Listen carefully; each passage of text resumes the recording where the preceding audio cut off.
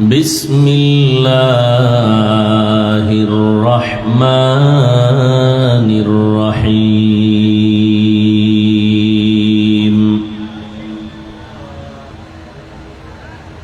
لقد كان لكم في رسول الله أسوة حسنة فقال رسول الله صلى الله عليه وآله وسلم من يرد الله به خيرا يفقهه في الدين صدق الله مولانا العظيم وصدق رسوله النبي الأمي الكريم ونحن على ذلك من الشاهدين والشاكرين والذاكرين والحمد لله رب العالمين سبحانك لا علم لنا إلا ما علمتنا إنك أنت العليم الحكيم رب اشرح لي صدري ويسر لي أمري واحلل عقدة من لساني يفقه قولي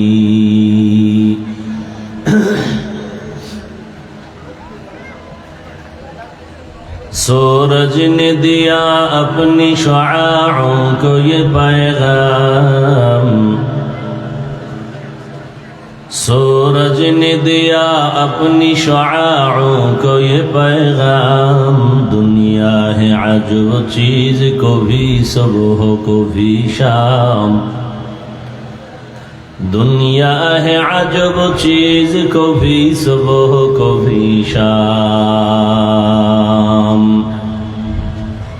دنیا میں ہو دنیا کا طلبگار نہیں ہو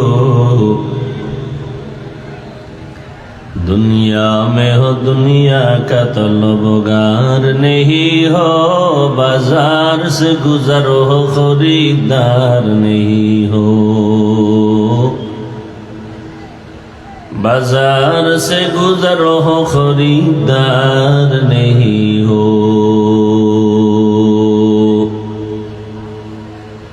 مقبول ہے شاذ ہے قابل تو بہت ہے مقبول ہے شاذ ہے قابل تو بہت ہے آئینہ کے مانند تو نہیں دل تو بہت ہے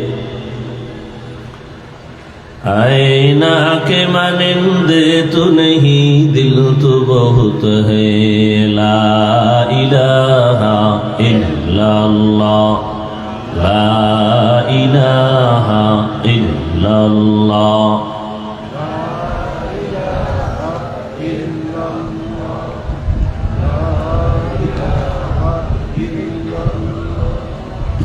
لا الہ الا اللہ لا الہ الا اللہ لا الہ الا اللہ لا الہ الا اللہ لا الہ الا اللہ لا الہ الا اللہ لا الہ الا اللہ لا الہ الا اللہ لا الہ الا اللہ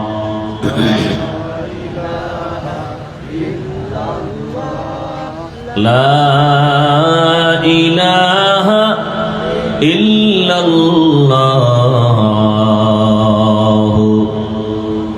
محمد رسول اللہ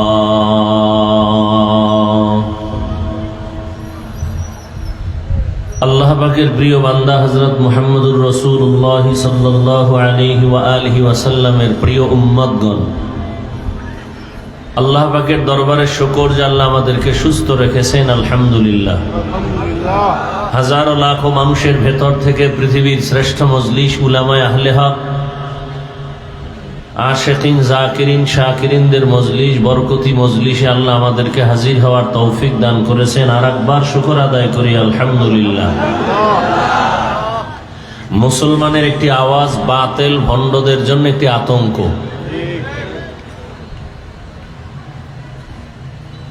মুসলমানের আওয়াজকেই আজ বাতিলরা অনেক অনেক ভয় করে, কারণ আওয়াজের মধ্যে ঈমানের ঘ্রাণ আছে।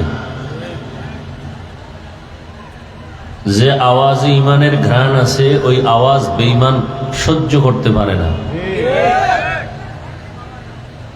সবাই মোহাব্বতে আর একবার উচ্চ আওয়াজে বলি, আলহামদুলিল্লাহ।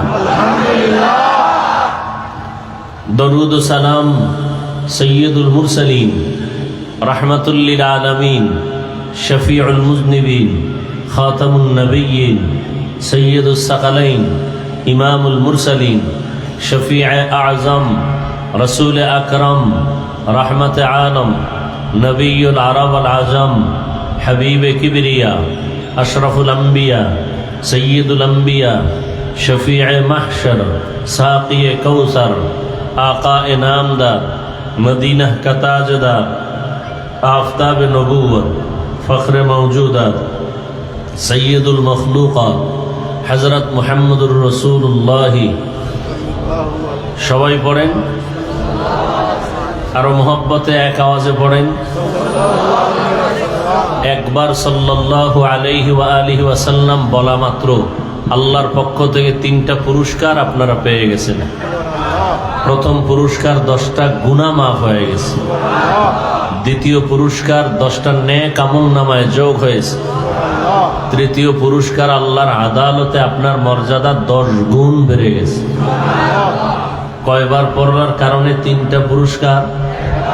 একবার। তাহলে এটা যদি 100 বার পড়েন, 200 বার পড়েন, 300 বার পড়েন, আল্লাহ বেশি বেশি বেশি দরুদের আমল করার তৌফিক দান করেন। হর কে বাশুদ আমেলে সাল্লু মুদাম, আতেশে দোজখ শাওয়াদ বরওয়ে হারাম। দরুদের আমলে অনেক লাভ, দুনিয়াতেও লাভ, আখিরাতে তো লাভ আছেই। ব্যবসার ঝামেলার সমাধান দরুদের আমল, সংসারে সমাধান দরুদের আমল, চাকরির ক্ষেত্রে ঝামেলার সমাধান দরুদের আমল। পাওয়ারফুল একটি আমল দরুদের আমল। আল্লাহ পাক দরুদের আমলকে আমাদের আপন করে নেয়ার তৌফিক দান করেন। যাদের আয়োজনে আজকের এই মাহফিল, মদিনাতুল উলুম, এলেমের শহর শাব্দিক অর্থ, আর সেই এলেমের বরকতে আজকের এই আয়োজন। আজকে আমাকে এখানে আসা কয়েকবার এই মাদ্রাসা, কারণ যেই ফুলে মধু আছে ওখানে ভ্রমর যাবে, যেখানে এলিমের গন্ধ আছে সেখানে এলিমওয়ালারা বা এলেম যারা নিতে চায় তারাই যাবে।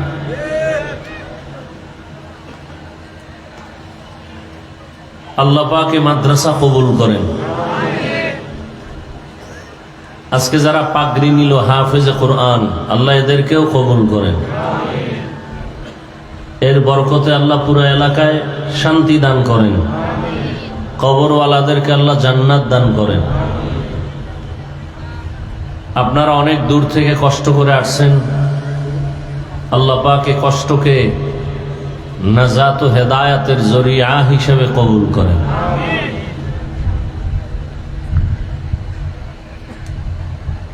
অন্তরে রসুলের মোহাব্বত আছে, আল্লাহর মোহাব্বত আছে, এজন্যই আপনারা এখানে আসছেন এবং এখানে বসছেন।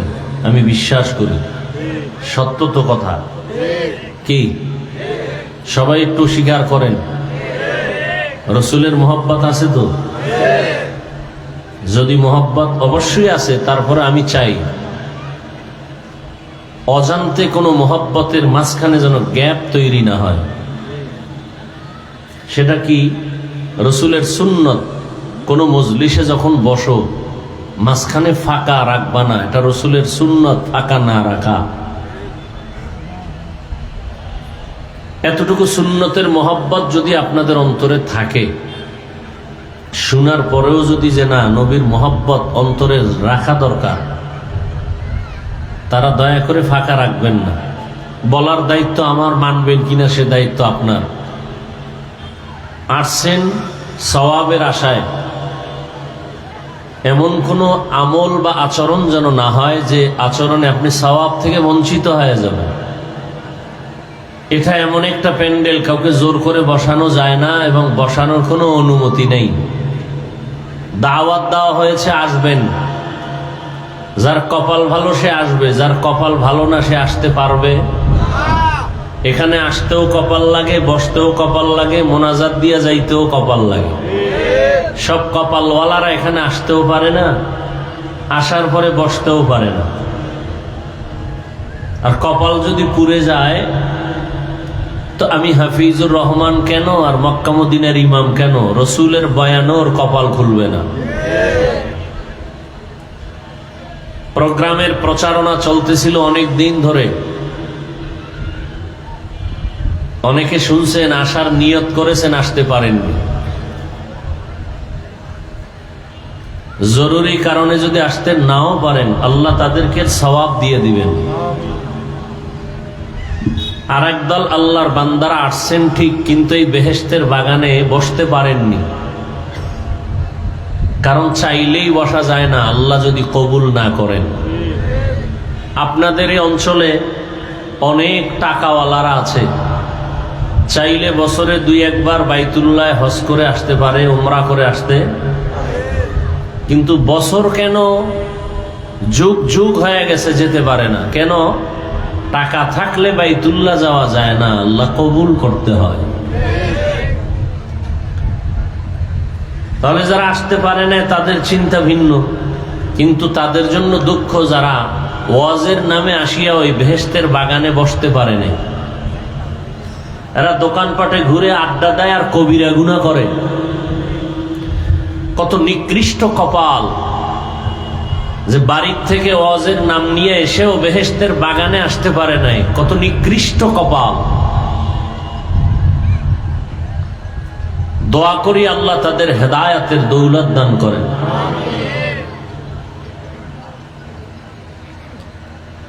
উলামায়ে হযরত আলোচনা রেখেছেন, আপনারা ধৈর্যের সাথে শুনছেন।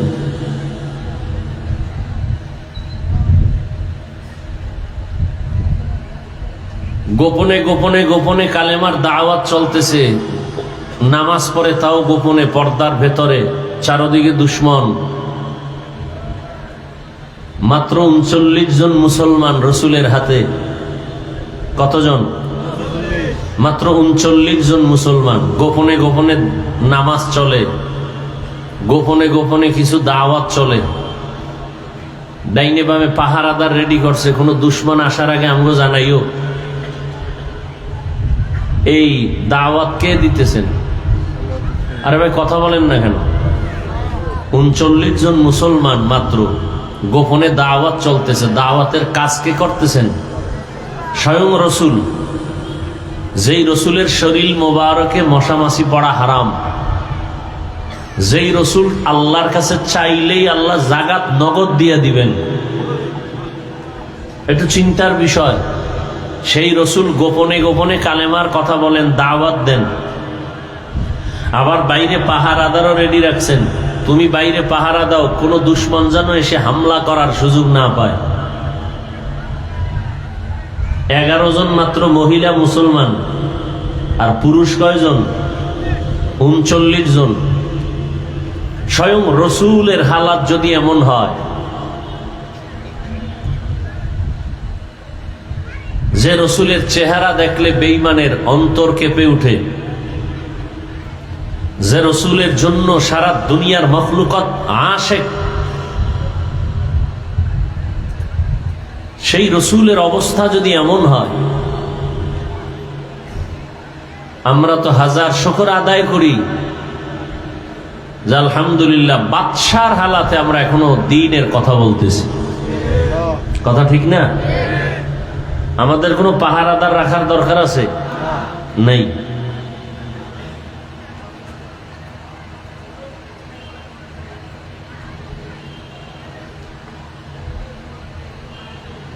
তো উলামায়ে কেরামের কথা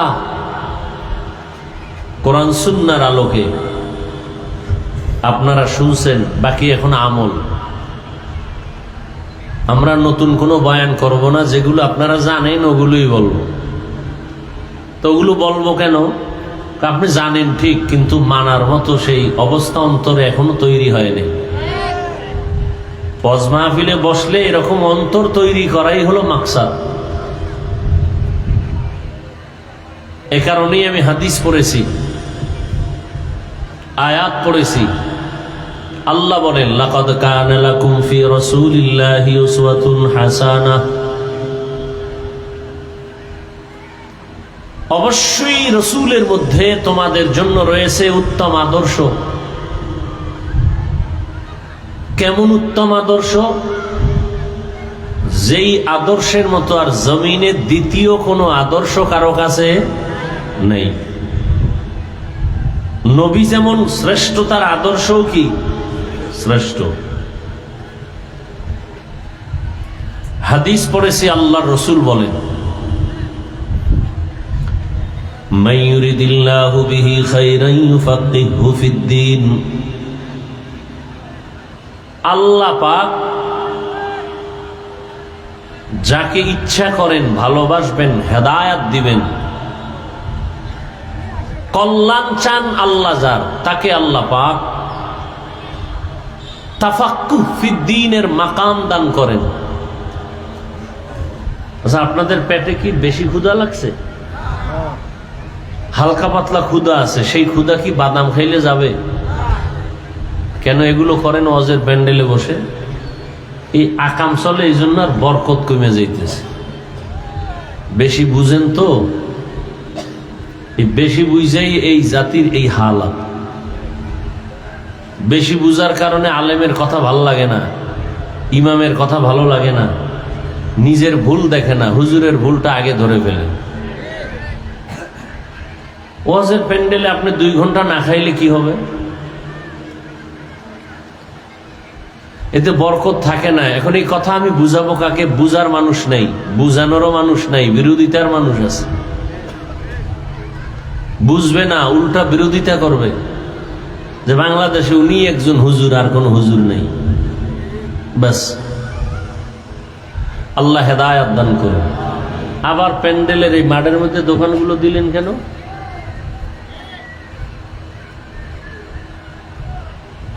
কি বলবো? ওয়াজ হবে মাত্র 2-4 ঘন্টা সর্বোচ্চ, সেই উপলক্ষে মার্কেট কেন? মার্কেট তো এখানে আছে, স্থায়ী মার্কেট, কারো খাওয়ান দরকার সেখানে যাবে। হ্যাঁ, সাময়িক কিছু হইতে পারে, আতর টুপি, হ্যাঁ, এই সমস্ত জরুরতের সামান্য কিছু হতে পারে। কিন্তু এমন মার্কেট হয় সেখানে মেয়েরা ঘুরে, মহিলারা ঘুরে, পুরুষ ঘুরে। আর এগুলো প্যান্ডেল থেকে অনেক দূরে রাখা দরকার, যাতে মাহফিলের বরকত নষ্ট না হয়। বুঝাতে পারবো না কথাগুলো বলে। আমি এভাবে বলি যে একটা থানায় পুলিশ আসামি নিয়ে বেতের বাড়ি দেয়, কাঁদে না। আর এটা এমন বরকতি মজলিস যে বয়ান চলে, আল্লাহ ওয়ালারা বয়ান করেন, আর মানুষ 200 হাত দূরে বসে কান্না করে, ওকে মারলো কে? এতটুকু চিন্তা করবেন যে আসলে বরকতটা কি জিনিস। পুলিশে বেত দিয়ে মারতেছে, কাঁদে না, আর আল্লাহ ওয়ালার বয়ান চলতেছে, মাঠের পেছনে মানুষ কাঁদতেছে। এটা এমনি তো হয় না।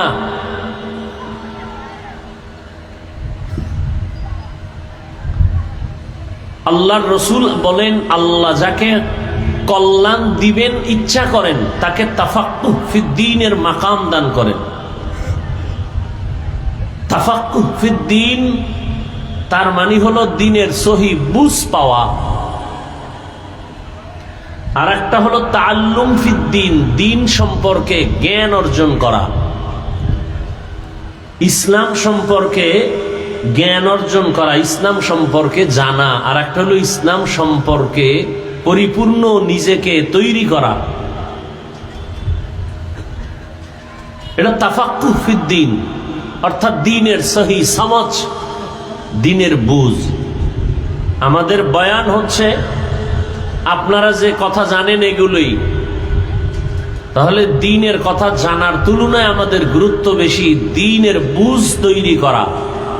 কারণ দ্বীনের বুঝ যখন এসে যাবে তখন জেনারেল লাইনের মানুষটাও আর দাড়ি কাটবে না, নামাজ ছাড়বে না।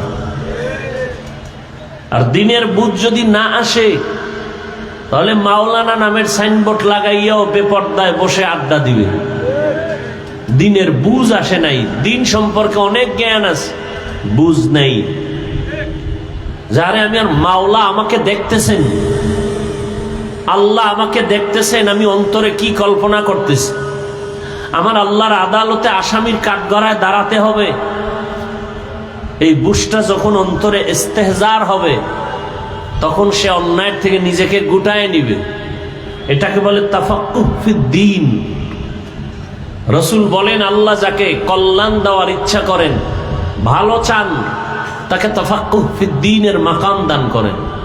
এখানে আপনারা বসছেন, অনেকেই ফজর পড়েননি, আজ আসর পড়েন নাই, জোহর পড়েন নাই, মাগরিব পড়েন নাই, এশা পড়েন নাই, ওয়াজ শুনতে আসছেন। অথচ রাসূল বলেন, মুমিন আর বেঈমানের মাঝখানে প্রাচীর হলো নামাজ। বাইনাল আবদি ওয়া বাইনাল কুফরি তারকুস সালাহ। মুমিন নামাজ ছাড়ে না, বেঈমান নামাজ পড়ে না। তাহলে মুমিন আর বেঈমানের চিহ্ন নামাজ,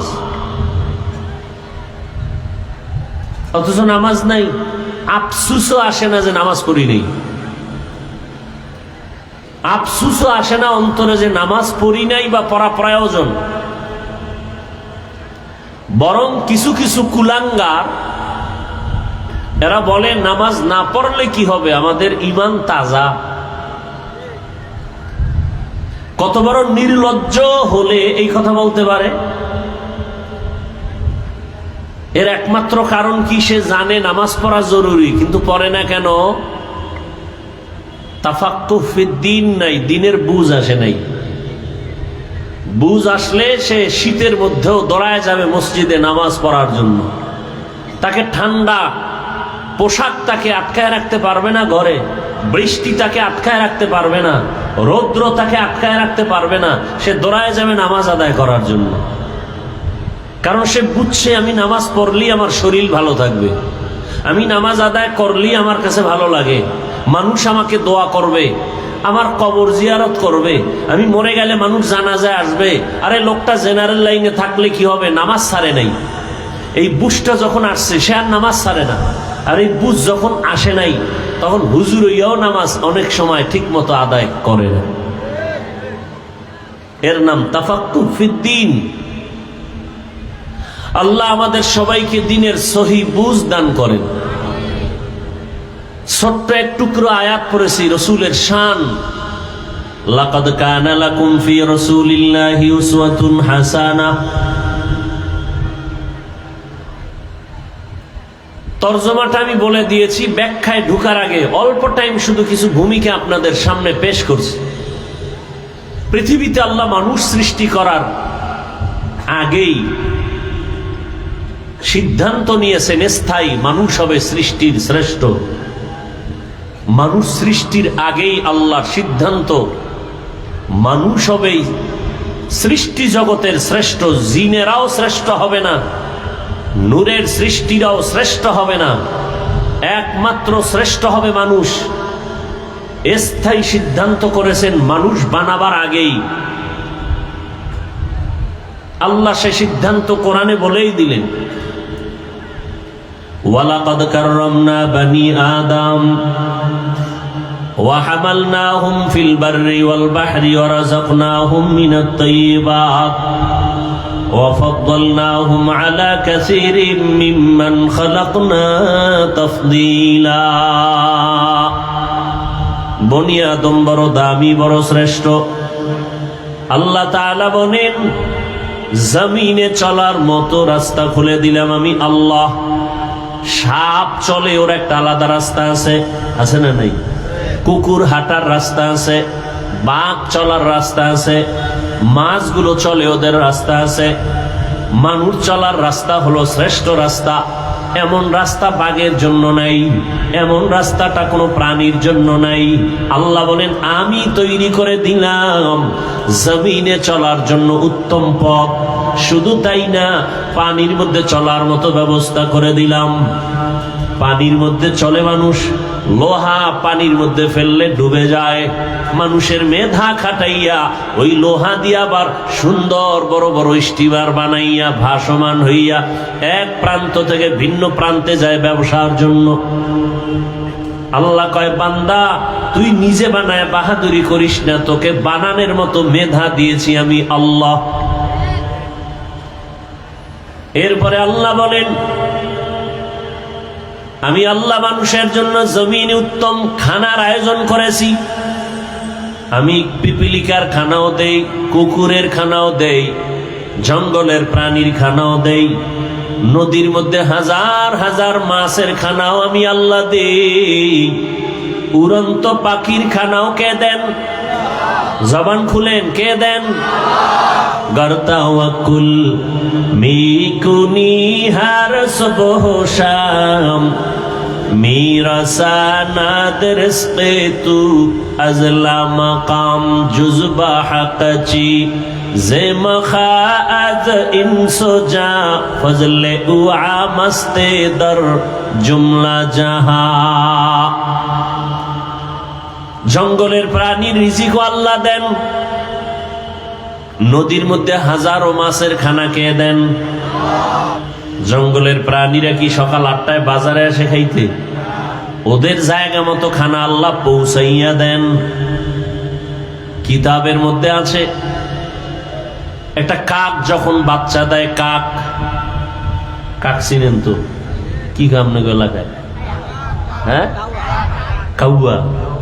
কাক কালো, কোকিল কালো, কালো মাথার কেশ, এর চেয়ে বেশি কালো মনের হিংসালেশ। নিম তিতা নিন্দা তিতা আরো তিতা খাও, এর চেয়ে বেশি তিতা 203-এর ঘর। চাকা গোল পয়সা গোল, গোলালু গোল, এর চেয়ে বেশি গোল মনের গন্ডগোল। বাংলাদেশে এই পরিমাণ গন্ডগোলের কারণে হুজুরেরাও এক জায়গায় হইতে পারে না, পারবে কিনা জানাও নাই। তবে রেডি থাকেন, মাইর কপালে আরো আছে, রেডি থাকেন। বহু ফিডে আছে কপালে, কি পরিমাণ ফিড আছে কপালে আছে, কোনো সীমানা নাই।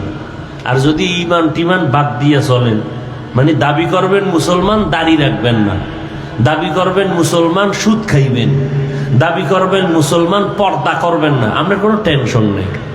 আপনি দুনিয়ায় বাদশা, কিয়ামতে বিনা হিসাবে জান্নাত। কি? আর যদি কর না মুসলমান দাবি করলে চাপাবাজি না, দাড়ি রাইখা মুসলমান দাবি করব, টুপি ওয়ালা মুসলমান হব, আল্লাহকে ধোকা দিব না, তাহলে রেডি থাকেন পিডা খাওয়ার জন্য। আল্লাহ, দুনিয়ার অবস্থা বড় খারাপ। করোনা দিয়েই এ পৃথিবীটাকে মাজা ভেঙ্গে দিয়ে গেছে এক করোনা। আর সোজা হবে না,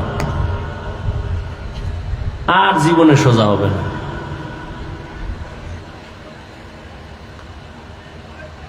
আল্লাহ সব ভাইকে হেদায়াত দান করুন।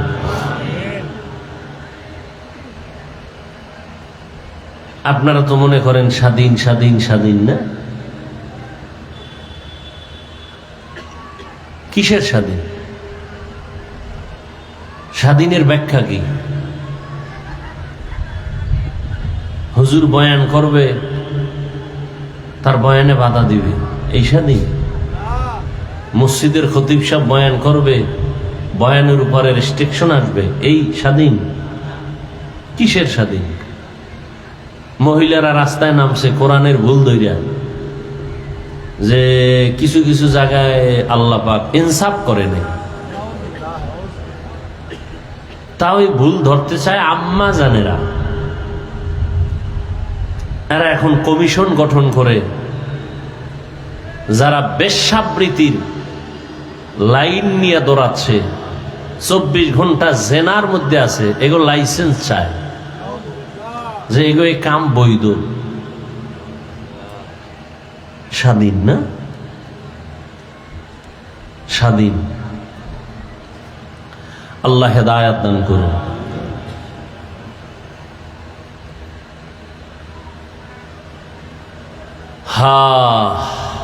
আর আমাদের ওলামায়ে কেরাম যাও এক হবে, এই ফেসবুকের গোলামদের কারণে অনেকটাই কাছে আসাও আসতে পারে না।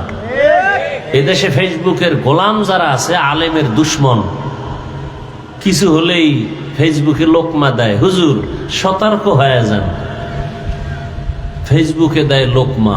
এরকম বেয়াদব আছে না নাই?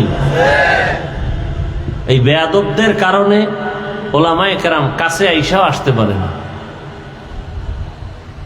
আল্লাহ হেদায়াত দান করুন। সারা বাংলাদেশে বলি, আলেমদের বিরুদ্ধে যারা লেখালেখি করে এরা মা বাবার অভিশপ্ত সন্তান, একটাও মা বাবার ভালো সন্তান না।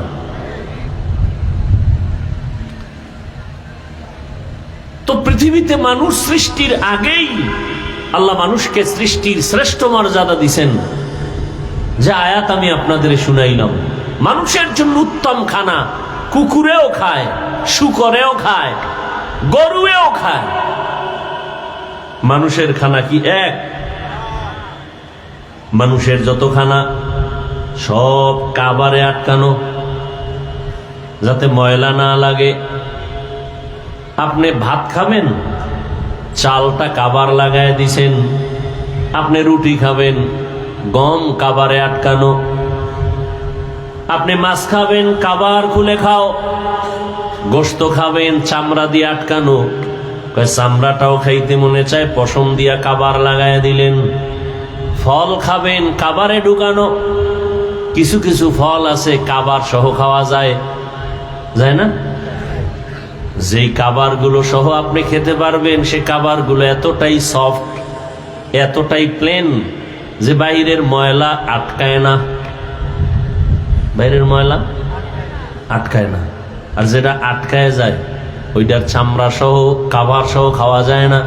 যেমন কলার ভিতরে ময়লা আটকায় বাহির থেকে, এজন্য এটা ফালায় খাও। আপেলের উপরের কাবারের উপরে ময়লা আটকাবে না, হালকা পানি দাও, ধুইয়া নাও, কাবার সহ খাও। আঙ্গুরের ময়লা আটকাবে না, কাবারটা সহই তুমি ধুইয়া খেয়ে ফেলো। তো মানুষের রিজিক এত প্রিয়, আল্লাহ তাআলা বলেন মানুষ হবে সৃষ্টির শ্রেষ্ঠ। সিদ্ধান্ত মানুষ বানাবার আগেই, তো দুনিয়ায় পাঠাবার পর এদের শ্রেষ্ঠত্ব ধরে রাখার জন্য আমি আল্লাহ কিছু ব্যবস্থাও দিয়েছি, যেই ব্যবস্থাগুলো ধরে রাখলে ওর সম্মান ইজ্জত কখনো নষ্ট হবে না। এই ব্যবস্থার মধ্যে দুইটা ব্যবস্থা আল্লাহ দিলেন। এক ব্যবস্থা ব্যক্তি, দ্বিতীয় ব্যবস্থা কিতাব। ব্যক্তিদের মধ্যে শ্রেষ্ঠ ব্যক্তি রহমাতুল লিল আলামিন। কিতাবের মধ্যে শ্রেষ্ঠ কিতাব হলো কোরআনুল কারীম। শ্রেষ্ঠ ব্যক্তি রহমতের নবী আমার, তিনিও আসলেন মক্কা নগরীতে। কিতাবের মধ্যে শ্রেষ্ঠ কিতাব আল্লাহ এটাও দিলেন মক্কা নগরীতে। তবে ব্যবধান, আল্লাহ যে দুইটা ব্যবস্থা দিলেন, কিতাব আর ব্যক্তি, এই দুই ব্যবস্থা যারা মেনে চলবে তারা দুনিয়ায় বাদশাহ, আখেরাতেও বাদশাহ। এদের কোনো সম্মানও কখনো যাবে না, ঈমানও যাবে না। তবে এই দুই ব্যবস্থার মধ্যে পাওয়ার হলো ব্যক্তির পাওয়ার বেশি। এজন্য আল্লাহ ব্যক্তি জমিনে বেশি পাঠাইছেন, কিতাব কম পাঠাইছেন। নবীগণ, সিদ্দিকগণ, শহীদগণ, সালেহগণ, লক্ষ লক্ষ নবী রসুল, লক্ষ লক্ষ সাহাবায়ে কেরাম। কিতাব হলো 104। আবার ব্যক্তি আগে পাঠাইছেন, কিতাব অনেক পরে পাঠাইছেন।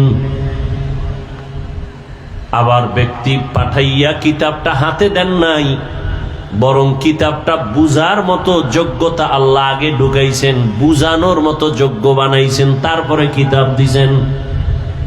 না হয় আমাকে এক প্রশ্নের জবাব আপনারা দেন, রহমতের নবীর মতো তো শ্রেষ্ঠ ব্যক্তি কেউ নাই। বলে কেমন শ্রেষ্ঠ? মেধার বেলায় শ্রেষ্ঠ, চেহারার বেলায় শ্রেষ্ঠ, গঠনের বেলায় শ্রেষ্ঠ, শারীরিক গঠন শক্তির বেলায় নবী শ্রেষ্ঠ। কেমন? করে করে তুলনা নাই। সেই নবীর আমাদের তো এখন এমন যুগ আসছে, 1-1.5-2 বছরের বাচ্চা অনেক চালাক। রহমতের নবী তো তুলনাহীন ব্যক্তি। সেই রসুলকে 40 বছর পরে কেন কোরআন দিলেন? দুনিয়ার মানুষকে জানায় দিলেন, হে মানুষ, রহমতের নবী গোটা দুনিয়ার মানুষের আদর্শ মডেল। এমন আদর্শ রহমতের নবী তৈরি করলেন, কিয়ামত পর্যন্ত ওই প্রেসক্রিপশন দিয়া গোটা দুনিয়াটা চলবে, নতুন কোনো আদর্শের প্রয়োজন হবে না। তবে যারা চালাকি করে মুহাম্মদের প্রেসক্রিপশন বাদ দিয়া নতুন কোনো ডাক্তারের প্রেসক্রিপশন নিবে, এদের মরার আগে ধ্বংস চলে আসবে, আসতেছে, চোখের সামনে দেখতেছি। একমাত্র কারণ লোকটার বাড়ি আছে, গাড়ি আছে, টাকা আছে, তারপরও কেন জুতার বাড়ি খায়? একমাত্র কারণ মদিনা ওয়ালার আদর্শ নাই। তুকু যাও সুন্নতে আহমদ কুজা বা মুহাম্মদ কৈবুদ নিসবতরা মান আহাব্বা সুন্নতি কৌলে রসুল মজদায়ে কানা মাই হাম কুন কবুল। আর একটা লোকের বাড়ি নাই, গাড়ি নাই, টাকা নাই, কিন্তু লোকটাকে সবাই সম্মানের চেয়ার আগায় দেয়। কেন? কয় টাকার মালিক? বলে কোনো টাকা নাই। কয়তলা বিল্ডিং? কয় বাড়ি নাই। ঘরের ভেতরে গ্রাম্য ভাষায় বলে উন্দুর ভরে আর মরে। কাজ করলে চুলায় আগুন জ্বলে না, করলে চুলায় আগুন জ্বলে না। এমন বান্দাটারে কেন সবাই মাথায় নিয়ে সম্মান করে, চেয়ার আগায় দেয়? এর কাছে টাকা নাই, পয়সা নাই, বাড়ি নাই, গাড়ি নাই, কিন্তু এর কাছে আছে মদিনাওয়ালা নবীর আদর্শ। এজন্য নবী 1000 বছর আগে চ্যালেঞ্জ দিয়া গেলেন, ক্বালা রাসূলুল্লাহ সাল্লাল্লাহু আলাইহি ওয়া আলিহি ওয়াসাল্লাম তারাকতু ফীকুম আমরাইন লান তাদিল্লু মা তামাসসাকতুম বিহিমা কিতাবাল্লাহি ওয়া সুন্নাত রাসূলি। নবী বলেন, 2 জিনিস রেখে গেলাম, আঁকড়াইয়া যারা ধরবে এদের ঈমানও যাবে না, এদের সম্মানও যাবে না।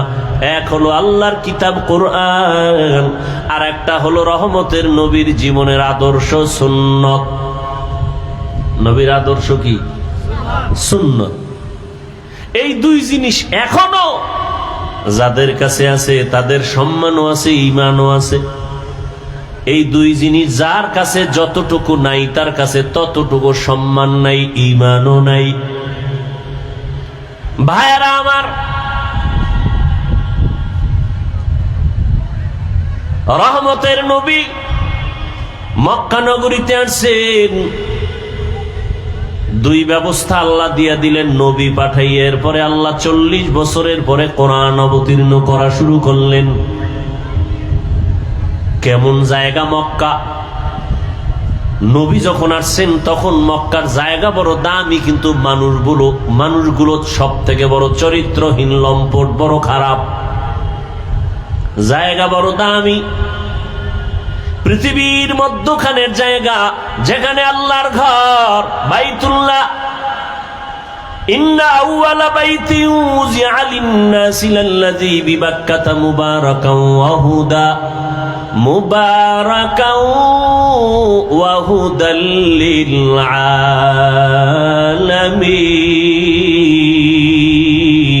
আলামিন।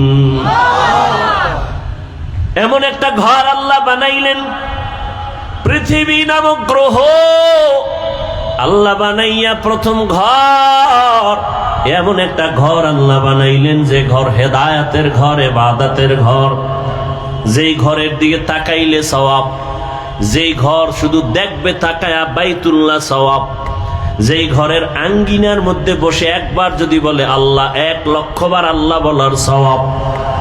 যেই বাইতুল্লাহর এরিয়ার মধ্যে বসে যদি একবার কেউ বলে লাব্বাইক, 1,00,000 বার লাব্বাইক বলার সওয়াব। যেই এরিয়ার মধ্যে একটা সেজদা দিলে 1,00,000 সেজদার সওয়াব। এমন একটা ঘরের পার্শ্বের মানুষগুলো চরিত্রহীন, চরন্ত খারাপ। কতটা খারাপ ভাষা নাই বলার, লজ্জার কারণ এত খারাপ। নারী আর পুরুষ উলঙ্গ হইয়া একত্রে বাইতুল্লাহর দেওয়ালটাকে তাওয়াফ করে, কতটা খারাপ। অথচ মসজিদ দেখলে কোন হিন্দু মহিলাও যদি মসজিদের কিনারা দিয়া হেঁটে যায়, মাথার কাপড় টেনে দেয়, মসজিদ সম্মান করে। ওরা কত খারাপ যে বাইতুল্লাহর সামনের দেওয়ালটারে পুরা তাওয়াফ করে নারী পুরুষ একসাথে, আবার সব উলঙ্গ। কেন? এর কেনরও জবাব আছে। কেন করে? বলে ওরা অন্যায় করে, কাপড় না পাক, পোশাক না পাক, বাইতুল্লাহ পাক, এই জন্য নাপাক কাপড় নিয়ে বাইতুল্লাহর কাছে যায় না, সম্মান করে। আমগো দেশে কয় অতিভক্ত, এর নাম চোর। অতিভক্তের নাম চোর। ভাইরা আমার, শুধু তাই না, এরা কোনো পশু জবাই করলে রক্তগুলো বাইতুল্লাহর দেওয়ালে মেখে দেয়, মনে করে এটা বরকত। তাহলে আমার জবাইটা কমপ্লিট, কবুল হয়ে গেছে। আল্লাহ আয়াত নাজিল করে বলেন, নবী জানায় দেন, লা ইয়ানালাল্লাহা লুহুমুহা ওয়ালা দিমাউহা ওয়ালাকিন ইয়ানালুহুত তাকওয়া মিনকুম। এই পাপিষ্টরা, তোদের রক্ত আর গোশত আমার কাছে দাম নাই, আমার কাছে একমাত্র দাম হলো তোর অন্তরের তাকওয়া, ভয়। কোরবানিটা দাও গোশত বেশি খাওয়ার জন্য নাকি আল্লাহকে খুশি করার জন্য? এটা আমি দেখার, এটাই তোর কোরবানির মূল। কত বড় গরু কোরবানি দিলা, কত কেজি গোশত হলো, আমি আল্লাহ এটা দেখি না, আমি দেখি তোমার অন্তরের মধ্যে আমি আল্লাহর ভয় আছে কিনা। হর কে দারত খৌফে হকদার দিল মদম, জান্নাতুল মাওয়া দেহাত ওরা মাকাম। মক্কার মানুষ আর কত খারাপ। বলে ওরা নারীদের পছন্দ করে না। বিধবা নারী সমাজের বাইরে। আম্মা জানেরা মাসে যখন অসুস্থ হয় বিছানা আলাদা করে দেয়, ঘৃণা করে। কন্যা পছন্দ করে না। ছেলে হলে বাবা খুশি, বড় ঈদের আনন্দ করে। মেয়ে হলে বাবা দরজা লাগায়া ঘরের মধ্যে থাকে, বাইরে যায় না, লজ্জা। কন্যা হইছে এই ভয়, এই লজ্জা। রহমতের নবী আসছেন, এত খারাপ জায়গায় রহমতের নবীরে আল্লাহ পাঠাইলেন কেন? যেই জায়গার মানুষ এত খারাপ, ওই জায়গার মধ্যে এত দামি রহমতের নবীকে কেন পাঠাইলেন? বলে যত বড় রোগী তত বড় ডাক্তার। ঠিক নেই?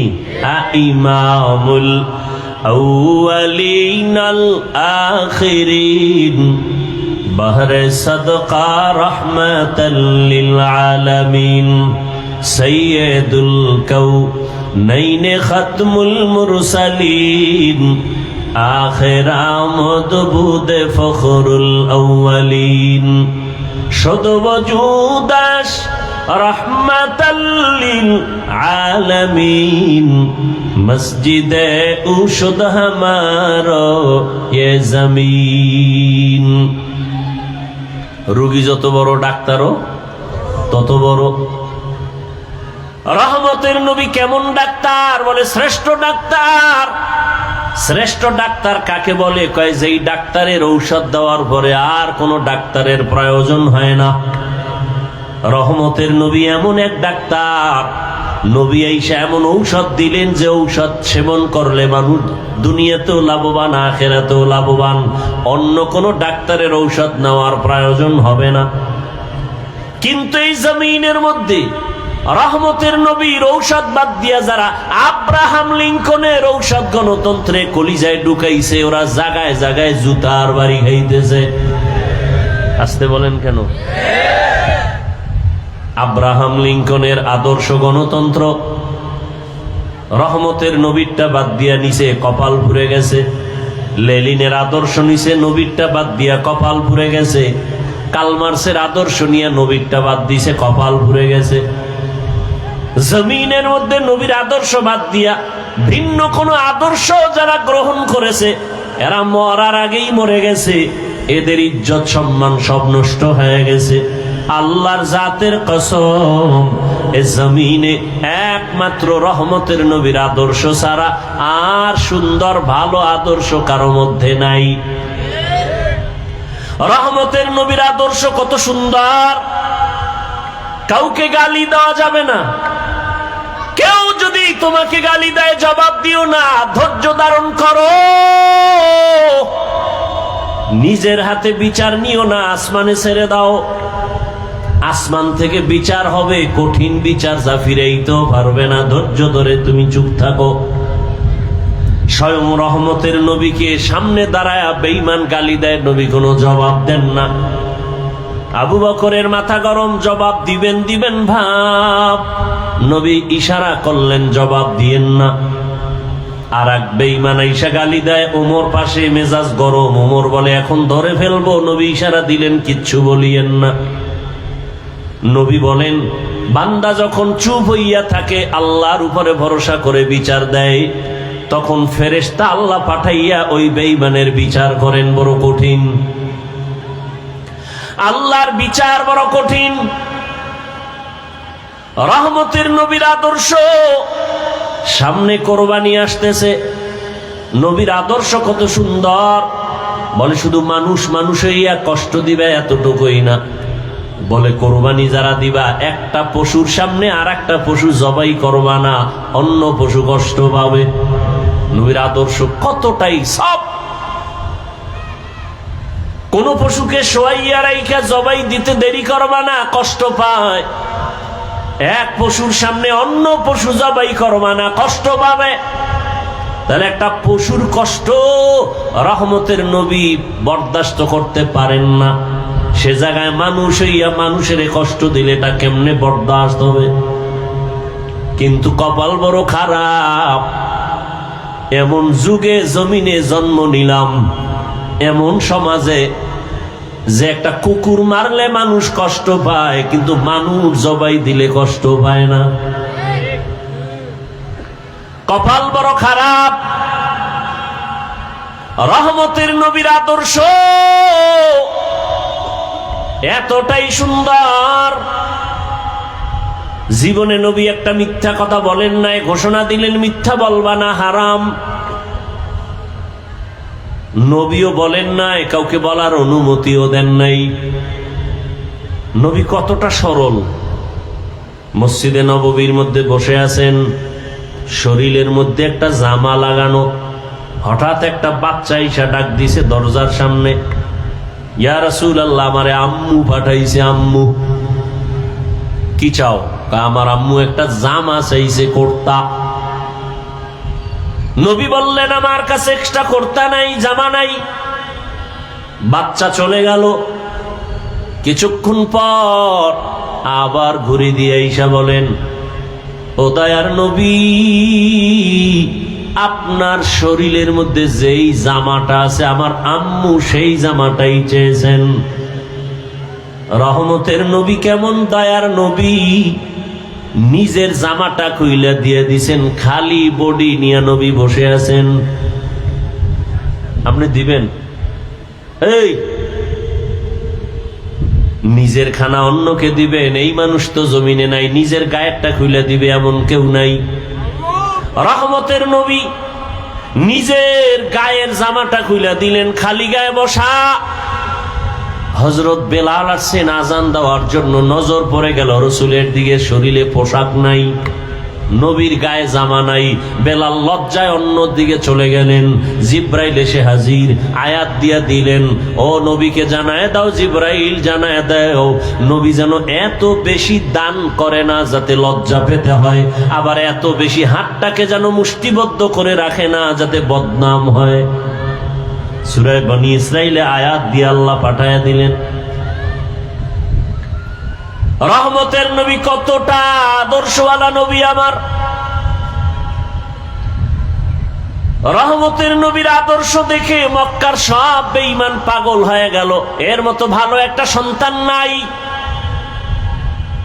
দীর্ঘ 40টা বছর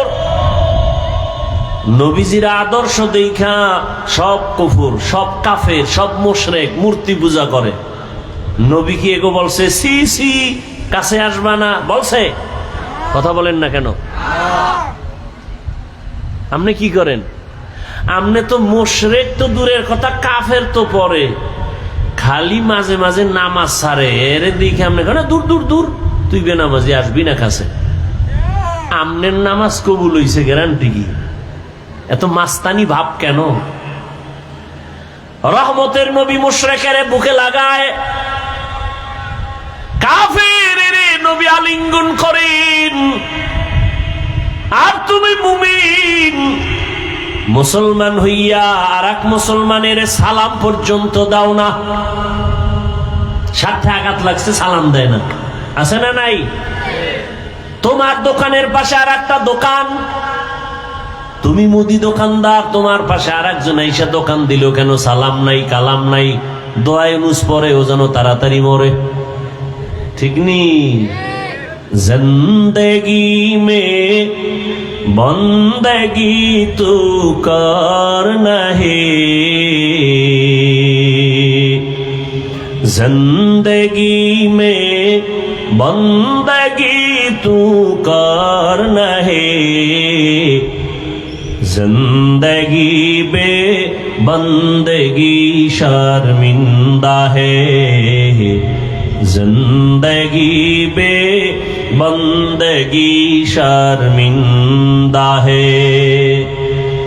यहाँ हम सब मुसाफिर दिल ना लगा,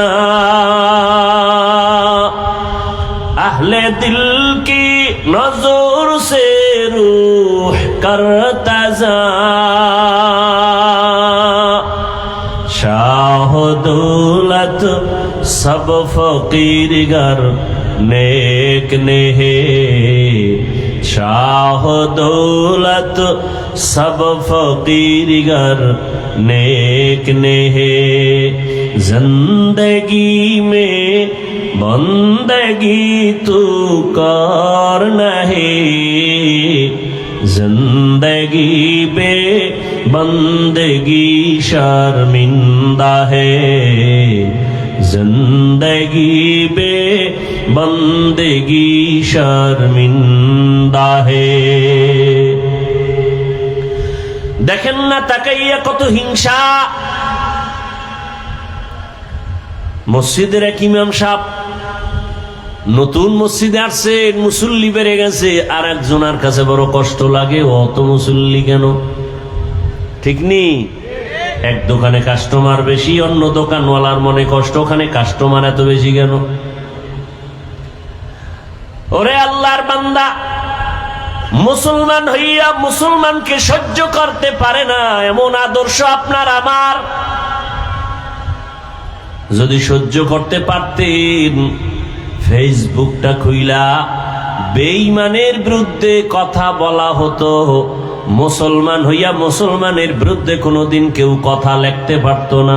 কিন্তু কপাল কত খারাপ এই জাতির, শুধু মুসলমানের বিরুদ্ধেই লেখে না, এই জাতি যাদেরকে দেখা জান্নাতের পথ পাবে ওই উলামায়ে কেরামদের নাম নিয়ে নিয়ে ফেসবুকে লেখা।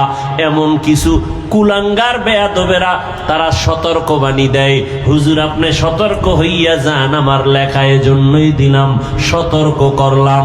ওরে তোর মতো বেয়াদবের অধিকার নাই, একজন আলেমের ভুল ধরবি।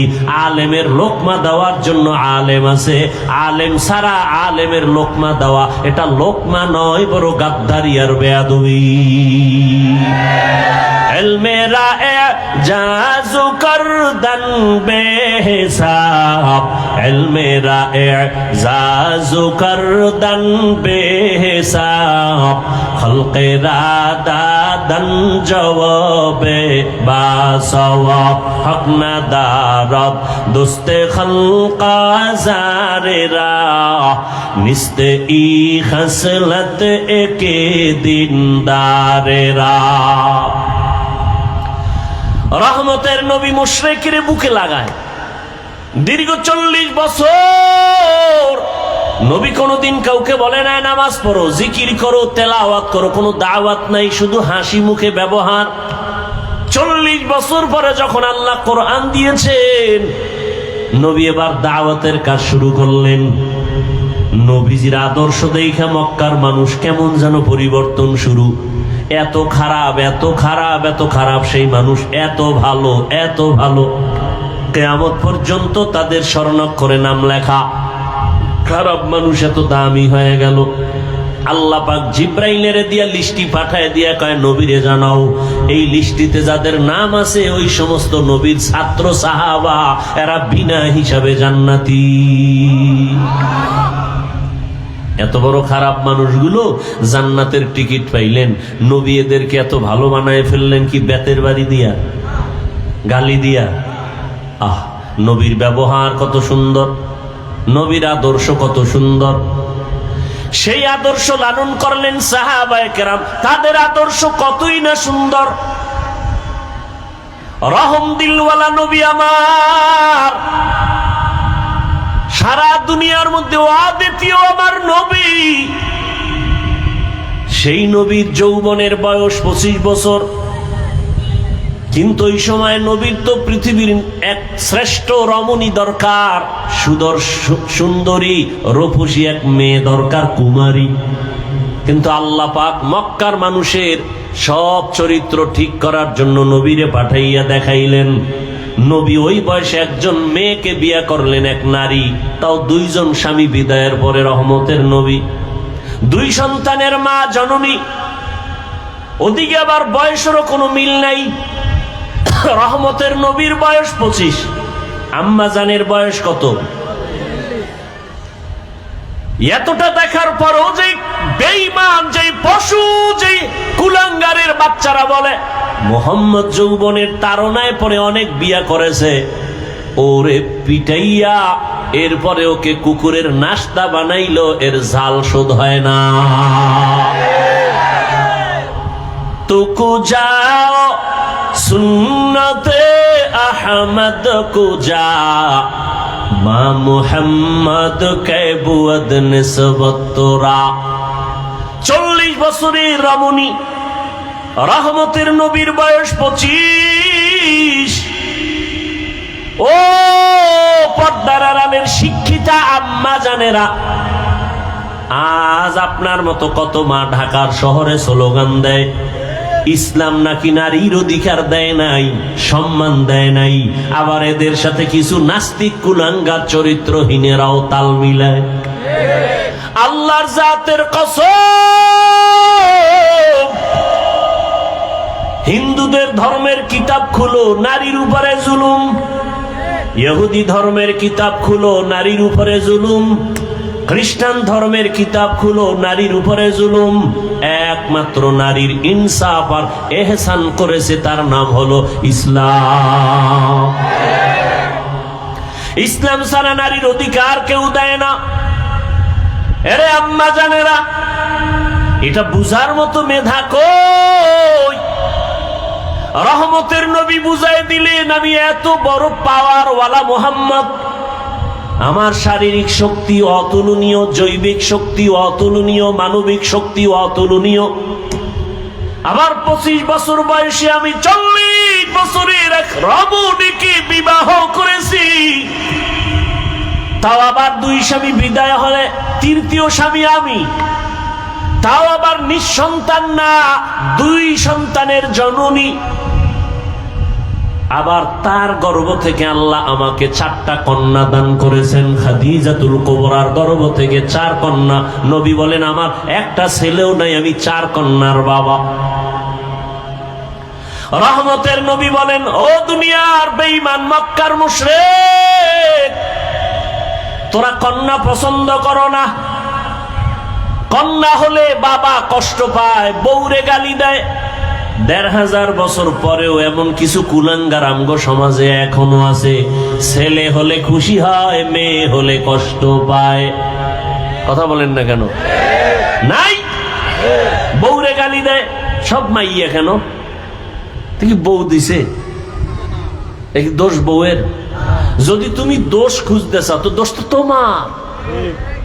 এখানে তো বউয়ের দোষ না, দোষ তো তোমার। তোমার রেখে দেওয়া আমানত স্ত্রী বহন করে, তাকে পুরস্কার দাও। আল্লাহ কয় কারো দোষ না, সব কুদরত কার? লিল্লাহি মুলকুস সামাওয়াতি ওয়াল আরদ ইয়াহাবু লিমান ইয়াশাউ ইনাসাও ওয়া ইয়াহাবু লিমান ইয়াশাউ যুকুর আও ইউযাওবিজুহুম যুকরানা ওয়া ইনাসা وَيَجْعَلُ مَن يَشَاءُ عَقِيمًا إِنَّهُ عَلِيمٌ قدير। আল্লাহ বলেন আসমান জমিনের ক্ষমতা কার? আল্লাহ বলেন আমি চাইলে কাউকে ছেলে দেই, কাউকে মেয়ে দেই, কাউকে দোনোটা দেই, কাউকে কোনোটাই দেই না। ক্ষমতা কার? আল্লাহর কুদরত। তুমি স্লোগান দাও, ছেলে হোক মেয়ে হোক দুটোর বেশি নয়, একটা হলে ভালো হয়। আবার একজন বলি না হইলে তো আরো ভালো। আল্লাহ কয় না, সন্তান আমি দেই, রিজিকও আমি দেই। মানুষের সংখ্যা যখন কম ছিল খানার অবস্থাও কম, এখন বাড়ছে, খানার পরিধিও বেড়ে গেছে। 1% জায়গার মধ্যে 50 বছর আগে যেই পরিমাণ ধান হইতো এখন কম না বেশি? সরকার বাড়াইছে? তোমার আম্মা বাড়াইছে না? কে বাড়াইছে? ওয়াতারযুকু মান তাশাউ বিগাইরি হিসাব।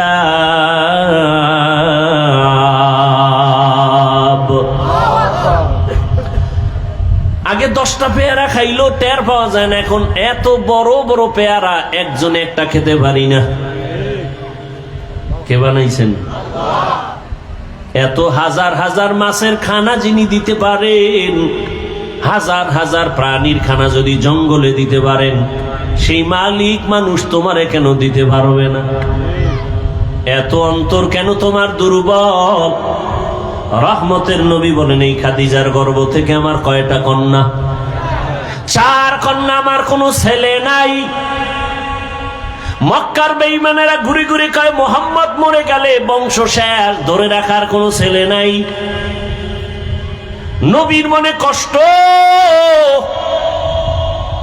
আল্লাহ বলেন আপনার কোনো চিন্তা নাই, ইন্না আতাইনাকাল কাউসার, আমি আপনাকে কাউসার দান করব, আর এই কাউসারের দ্বারা সম্মান থাকবে কিয়ামত পর্যন্ত। রহমতের নবী বলেন আমি কত দামি ব্যক্তি যে আমার একটা ছেলে নাই, আমি 4 কন্যার বাবা। ও দুনিয়ার কন্যার মা বাবারা শুইনা রাখো, একটা কন্যা যদি কেউ পাও, ও বাবা তুমি একটা কন্যা পাইছো, তুমি একটা জান্নাতের মালিক। 2 কন্যা পেয়েছো, তুমি 2টা জান্নাতের মালিক। 3টা কন্যার বাবা হয়েছো, তুমি 3টা জান্নাতের মালিক। তুমি 4 কন্যা পেয়েছো, তুমি 4টা জান্নাতের মালিক। মক্কার মানুষ কত খারাপ, কন্যাকে শুধু অপছন্দ করে তাই না, বাবা হইয়া কন্যাকে জ্যান্ত চাপা দিয়া, পাথর চাপা দিয়া মেরে ফেলে। এতটা খারাপ মানুষ, সেখান থেকে ভালো মানুষে পরিণত করলেন রহমতের নবীর আদর্শ। এরে আল্লাহর গোলাম, হাসরের ময়দান এত কঠিন, ওই সময় যদি আমার আল্লাহ জিজ্ঞাসা করেন, হাজারো কোটি কোটি কোটি কোটি মানুষের ভেতরে আমি আজ একজন মানুষ চাই যে সবার সামনে পুরস্কার দিব, কোন মানুষ? বলে যেই মানুষটা প্রথম আমার হাবিবের হাতে কালেমা পড়েছো, দাঁড়াও।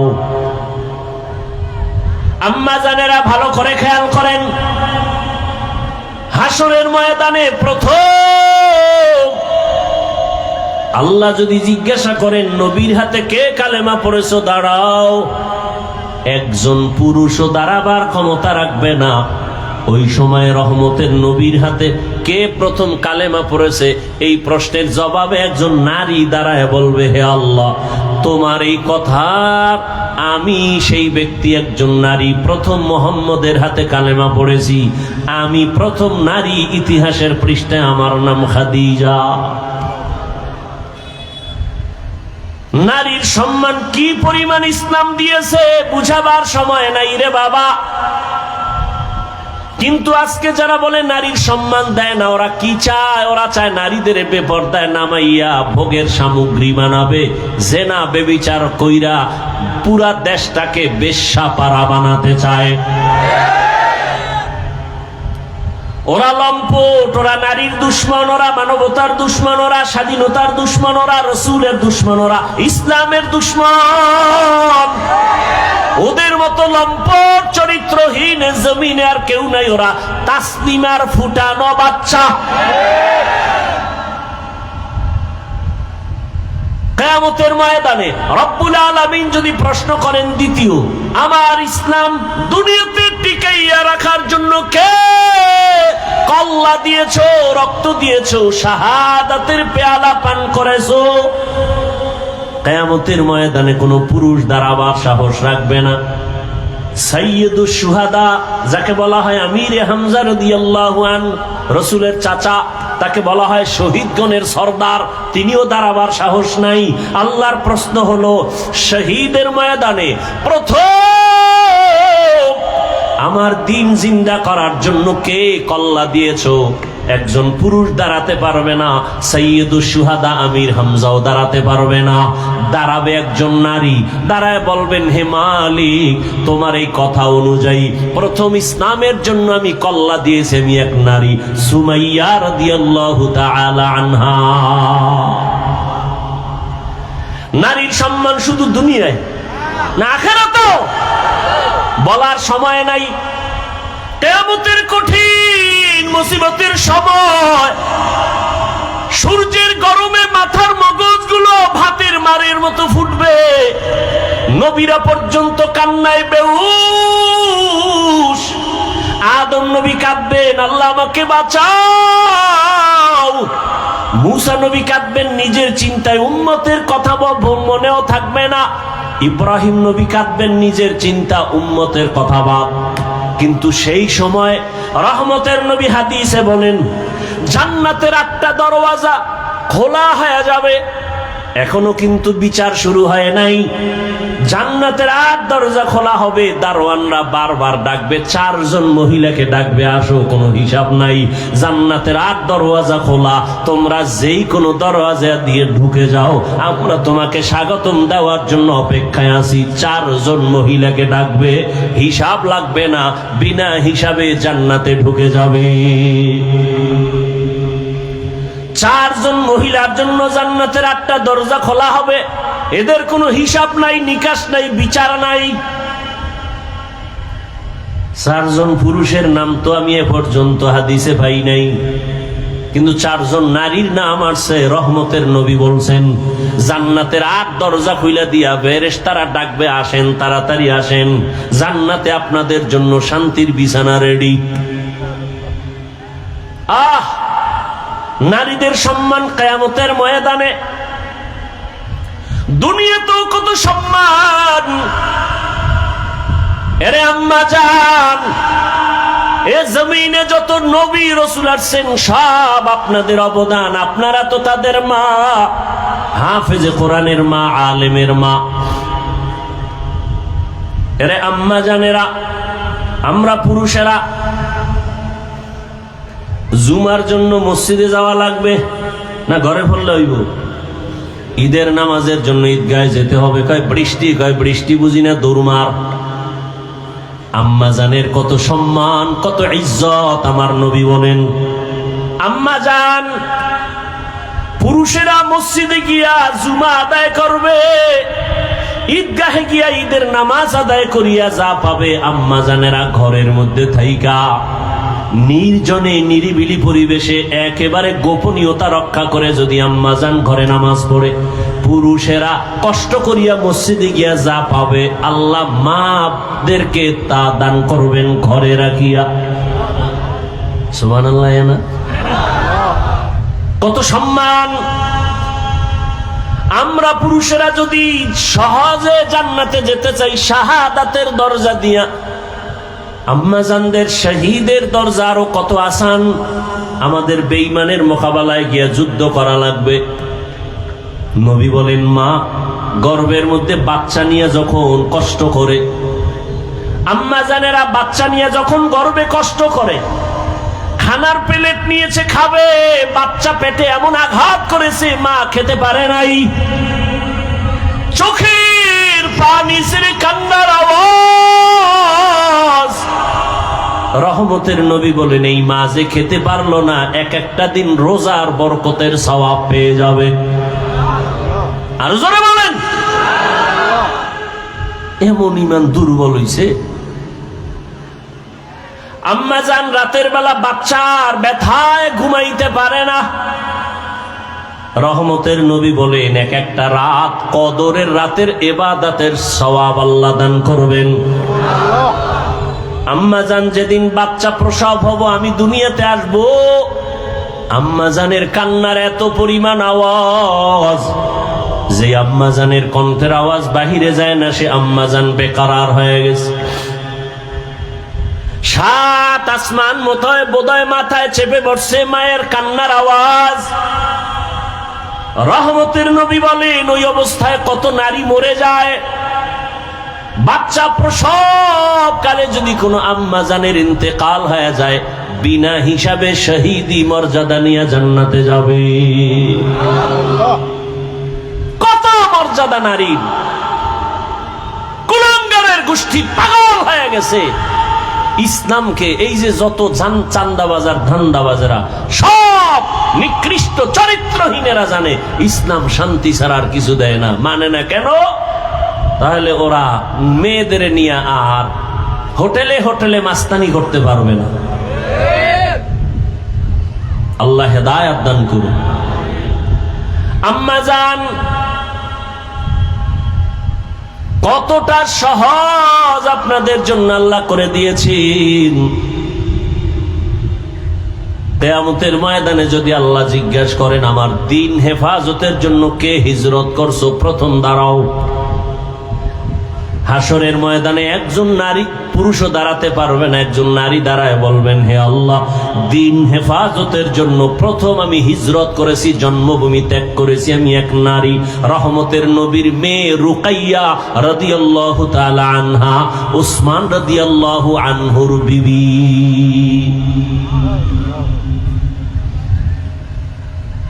রহমতের নবীর আদর্শ। এরে আম্মাজান, এ দুনিয়াতে শুধু দিনের লাইনে না, দুনিয়ার লাইনে যত ভালো ভালো সন্তান আসছে মায়ের অবদানের কারণে।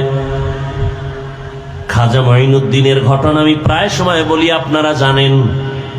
খাজা মঈনুদ্দিন চিশতি রহমাতুল্লাহ আলাইহি মদিনাতুল মুনাওয়ারা থেকে আসছেন ভারতে কালেমার দাওয়াত দিতে। লক্ষ লক্ষ বিধর্মী খাজা মঈনুদ্দিনের হাতে কালেমা পড়ে মুসলমান হয়েছেন। মঈনুদ্দিনের দিলটা বড় খুশি। আম্মাজান বলেন, ও মঈনুদ্দিন এত আনন্দিত কেন? বলে, লক্ষ লক্ষ বিধর্মী কালেমা পড়েছে, অনেক আনন্দ। মা কয়, তোমার আনন্দ করার কিছুই নাই, সব আমি মায়ের অবদান। খাজা মঈনুদ্দিন চিশতি আজমিরি রহমাতুল্লাহ আলাইহি বলেন, আম্মাজান আপনার অবদান কি? মা চোখের পানি ছেড়ে বলে, ও বাবা মঈনুদ্দিন, তুই আমার গর্ভে যখন আসছো আমি এক রাতও ঘুমাই নাই। আমি সেজদায় পড়ে আমি মালিকের দরবারে কান্না করে দোয়া করেছি, ও দয়ার মালিক, আমার গর্ভের সন্তান তোমার ওলি হিসাবে দুনিয়ায় পাঠাইও। এই আমার সন্তান মঈনুদ্দিন, তুই দুনিয়াতে আসার পর আমি মা তোকে যতদিন পর্যন্ত দুধ পান করাইছি, আল্লাহর জাতের কসম, একটা ফোঁটা দুধও আমি তোর মুখে বিনা অজুতে দেই না।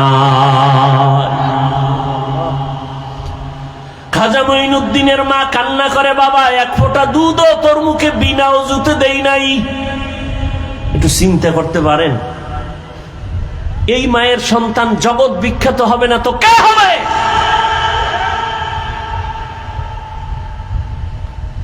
কে হবে এর সন্তান? জগৎ বিখ্যাত হবে না তো কে হবে? এরে আম্মা জান, এই জন্যই তো বাবার তুলনায় মায়ের আদর্শ আরো বেশি ভালো হতে হবে। কারণ একটা সন্তান বাবার থেকে মাকে ফলো করে বেশি, মায়ের কাছে সময় কাটায় বেশি। একটা সন্তান বাবার কাছে সময় বেশি কাটায় না মায়ের কাছে? আর মা যা করে তা ফলো করে। এই জন্য দেখবেন যেই ঘরের মা নামাজি, আজান যখন হয় মা কাপড় টেনে দেয়। দেখছেন নি? যখন আজানের আওয়াজ পায়, যত বড় উল্টা পাল্টা মহিলা হোক না কেন, কাপড় টেনে দেয়। পাশে একটা বাচ্চা, ও দেখে দেখে শিখতেছে। একদিন কাপড় টান দিছে, মা কয় গুনা গুনা টানিস না, গুনা। বাচ্চা তো গুনা বুঝে না।